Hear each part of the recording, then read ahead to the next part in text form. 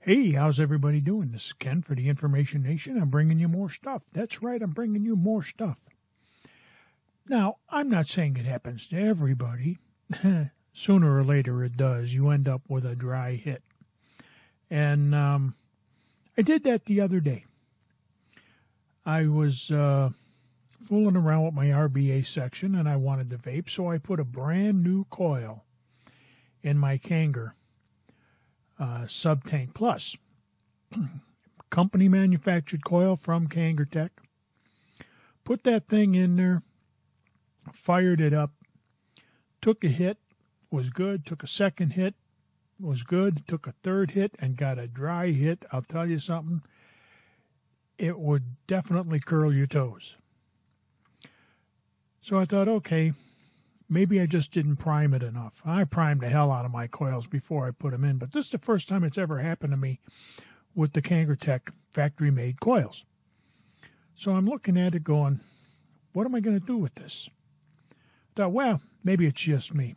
So I let it sit for a while, went on to doing some other stuff, did the same thing again.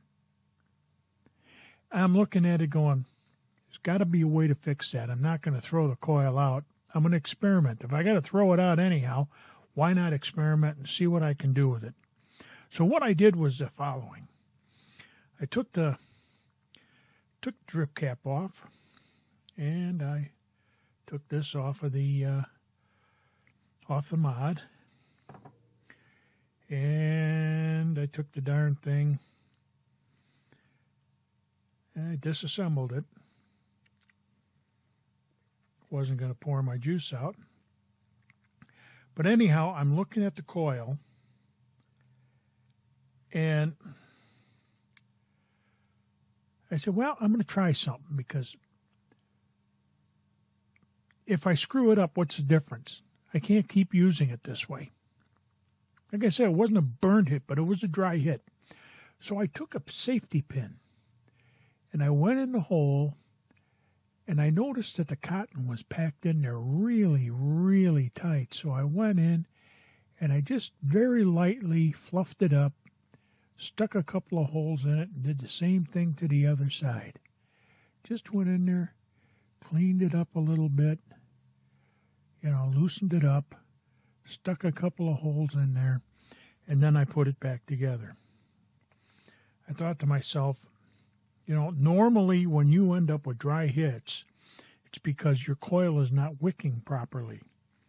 Everybody that does builds has had that problem where you've overwicked the coil, and then you put it on the addy, you fire it up, and you get dry hit after dry hit, 2-3 puffs, and that's it.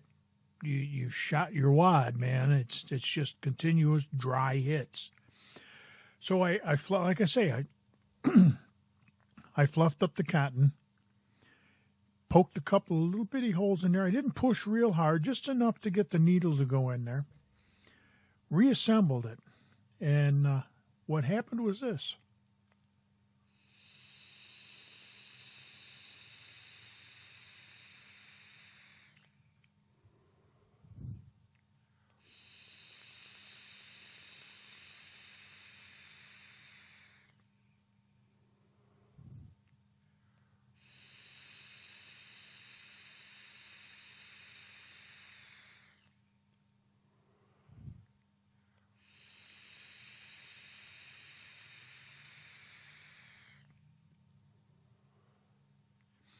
Dry hits, all gone.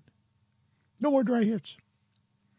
So if you ever run into this, just a quick little video, and a quick little tidbit. So if you ever run into that issue, and it doesn't just necessarily have to be a Kanger Tech, it could be an Atlantis coil, whatever coils you're using.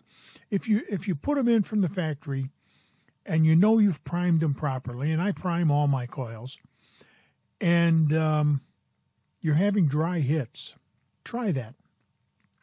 Rather than throw the coil out, because let's face it, you're paying $3-4 a coil, rather than throwing it out and putting another one in there, take just nothing more than a safety pin and get in there and fluff that cotton up. And poke a couple of little holes in there. Like I say, don't go forcing it. Just poke it a little bit and fluff that cotton up.